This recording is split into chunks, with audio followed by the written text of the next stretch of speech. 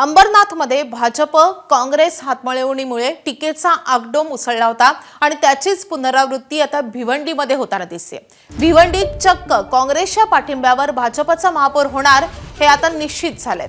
भिवंडीमध्ये भाजपच्या नारायण चौधरींना महापौर पदासाठी तर काँग्रेसच्या तारिक मोमीन यांना उपमहापौर पदासाठी मतदान करण्याचं व्हीप पक्षाने जारी केलंय। हा प्रकार घडलाय तो भाजपमध्ये पडलेल्या फुटीमुळे। भाजपनं ऐनवेळी महापौर पदाचा उमेदवार बदलला। नारायण चौधरींऐवजी भाजपनं स्नेहा पाटील यांना उमेदवारी दिली आणि त्यामुळे नाराज झालेल्या नारायण चौधरींच्या नेतृत्वाखालील 9 नगरसेवकांनी काँग्रेसच्या सेक्युलर फ्रंटसह जाण्याचा निर्णय घेतलाय। दुसरीकडे भाजपमधील दुसऱ्या नाराज गटानं एकनाथ शिंदेंची भेट घेतली आहे। नारायण चौधरी काँग्रेस सोबत केल्यामुळे भाजपमधील नाराज दुसऱ्या गटानं शिंदेंची नंदनवन या निवासस्थानी भेट घेतली आहे।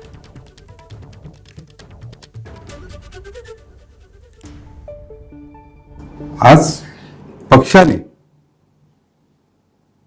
नेहा मेहुल पाटीलच्या नावाने उमेदवारी जाहीर केली। मी आज एक डिसिजन घेणार आहे की मी भिवंडी सेक्युलर पार्टीच्या बरोबर चर्चा करणार आहे। तर भिवंडीमध्ये हा ट्विस्ट नेमका कशामुळे आला आणि भिवंडीमध्ये सेक्युलर फ्रंटनं सत्तेचं गणित कसं जुळवलंय आपण ग्राफिक्सच्या माध्यमातून पाहूयात।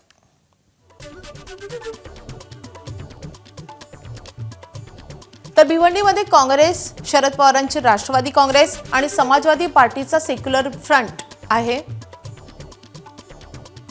तर भिवंडीमध्ये काँग्रेसचे 30 नगरसेवक निवडून आलेत। राष्ट्रवादी शरदचंद्र पवार पक्षाचे 12 आणि समाजवादी पार्टीचे 6 नगरसेवक, एकूण आहेत 48 नगरसेवक। तर भिवंडीमध्ये बहुमताचा आकडा आहे 46। भाजप आणि सेक्युलर फ्रंटनं आता बहुमताचा आकडा ओलांडला आहे। एबीपी माझा, उघडा डोळे बघा नीट।